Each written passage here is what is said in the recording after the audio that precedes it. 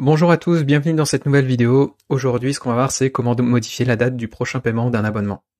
Pour différentes raisons, votre client peut vous demander tout simplement, je sais pas moi, ne pas recevoir une box parce que la prochaine il en veut pas, ou toute autre raison de toute façon. L'idée c'est vraiment juste de vous présenter, de vous montrer comment on peut modifier la date du prochain paiement sur un abonnement spécifique. Donc là, je vais cliquer tout simplement sur modifier. Vous allez voir, c'est très simple. J'ai juste à choisir ici prochain paiement.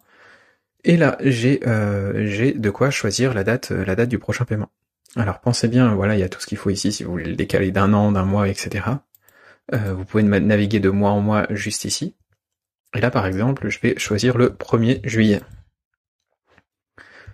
Alors faites quand même attention, dans la majorité des cas, je vous déconseille de modifier la date, je sais pas moi, au 3, au 6 ou autre. Dans la plupart des box, on est sur un cycle de facturation où il y a un reprélèvement le 1er et on clôture le 10. Si vous voulez laisser l'amplitude suffisante pour pouvoir bénéficier de tous les reprélèvements nécessaires, moi je vous conseille de rester sur quelque chose de cohérent et de toujours indiquer ici date de prochain paiement le 1er.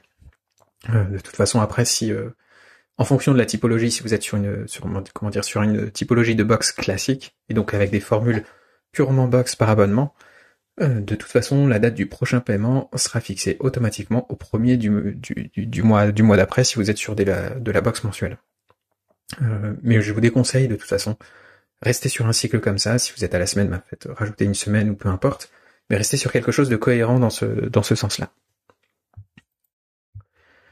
J'en profite pour vous montrer ici, vous avez cette petite section qui s'appelle s'annule-le. Par défaut, ça ne vaut rien, il n'y a rien du tout. Parce que sur toutes les formules BoxRaiser, notamment celles qui concernent la box par abonnement, vous avez une tacite reconduction sur toutes les formules, sauf sur les cartes cadeaux.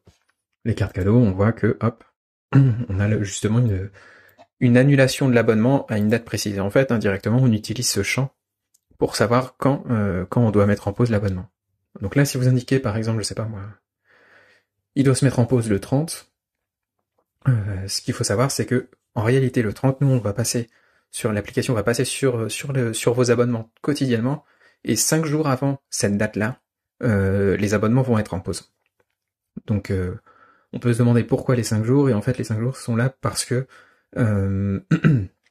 tout simplement, on a, pour éviter d'avoir des données qui sont fausses la veille du reprélèvement, on décale un petit peu cette partie-là pour que ce soit un peu anticipé.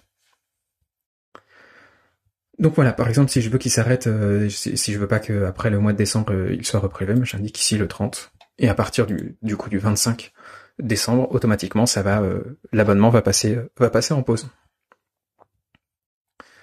Donc je vous déconseille pour l'instant, en tout cas c'est pas l'objet de cette vidéo, de changer tout ce qui est points relais, commentaires, etc. Ça fera l'objet d'une autre vidéo.